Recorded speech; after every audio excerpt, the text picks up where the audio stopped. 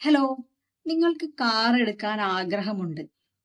നിങ്ങളുടെ കയ്യിൽ കാറില്ല. പക്ഷെ നിങ്ങൾക്ക് കാർ എടുക്കാൻ ആഗ്രഹമുണ്ട്. അപ്പം നിങ്ങൾ അറിയുന്ന ഒരാള് അല്ലെങ്കിൽ നിങ്ങളുടെ ഫ്രണ്ടോ ആരെങ്കിലും ഒരു കാർ എടുക്കുമ്പോഴോ അല്ലെങ്കിൽ പുതിയ കാർ എടുക്കുമ്പോഴോ അല്ലെങ്കിൽ നിങ്ങളിപ്പോൾ വീഡിയോ കാണുക ആളുകൾ ഇങ്ങനെ പുതിയ കാർ എടുക്കുന്നതിൻ്റെയൊക്കെ വീഡിയോസ് കാണുക. അപ്പൊ നിങ്ങളെ ഉള്ളിൻ്റെ ഉള്ളിൽ സ്വാഭാവികമായിരിക്കും കുറെ ആളുകൾക്ക് ചിന്ത എന്തായിരിക്കും വരിക? ഓ, അവന് വേറെ എന്തൊക്കെയോ ഡീലിങ്സ് ഉണ്ട്, അതിൽ കിട്ടിയ പൈസയാണ് അതുകൊണ്ട് എടുക്കുന്ന അങ്ങനെ പറയും. പിന്നെ ചില ആളുകൾക്ക് ദേഷ്യം വരും, കാരണം നമുക്കില്ലാത്തൊരു സാധനം വേറൊരാൾ എടുക്കുന്നത് കാണുമ്പോൾ ഒരു ദേഷ്യം എന്തായാലും ഉണ്ടാവും.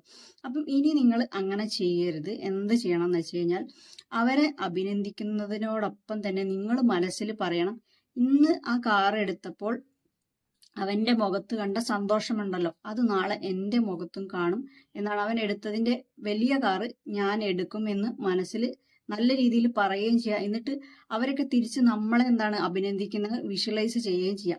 അപ്പൊ ഇത് ഞാൻ എവിടെയാ പരീക്ഷിച്ചതെന്ന് വെച്ച് കഴിഞ്ഞാൽ, ഞാൻ എൻ്റെ ചാനലിന്റെ കാര്യത്തിലാണ് കേട്ടോ പരീക്ഷിച്ചത്. അപ്പം ഇത് പുതിയ യൂട്യൂബേഴ്സിന് വേണ്ടി പറയാണ്.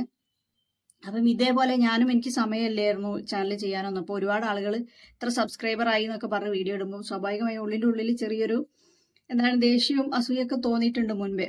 പക്ഷെ പിന്നെ പിന്നെ ഞാൻ ഒരുപാട് കാര്യങ്ങൾ സെർച്ച് ചെയ്ത് ഓരോ കാര്യങ്ങളൊക്കെ എന്താണ് പഠിക്കാൻ തുടങ്ങിയപ്പോൾ എനിക്ക് മനസ്സിലായത് എന്താണെന്ന് വെച്ച് കഴിഞ്ഞാൽ, പിന്നെ ഞാൻ പറയാൻ തുടങ്ങിയത്, നമ്മൾ എന്താണ് അതേപോലെ നാളെ അവരെ മുഖത്ത് കണ്ട അതേ സന്തോഷം നാളെ നമ്മളെ മുഖത്തും ഉണ്ടാവും. അവർ സെലിബ്രേറ്റ് ചെയ്യുന്ന പോലെ തന്നെ നമ്മൾ നാളെയും ഇതേപോലെ തന്നെ സെലിബ്രേറ്റ് ചെയ്യും. അപ്പൊ ഇനി നിങ്ങൾ അങ്ങനെയാണ് ചിന്തിക്കേണ്ടത് കേട്ടോ. Thank you.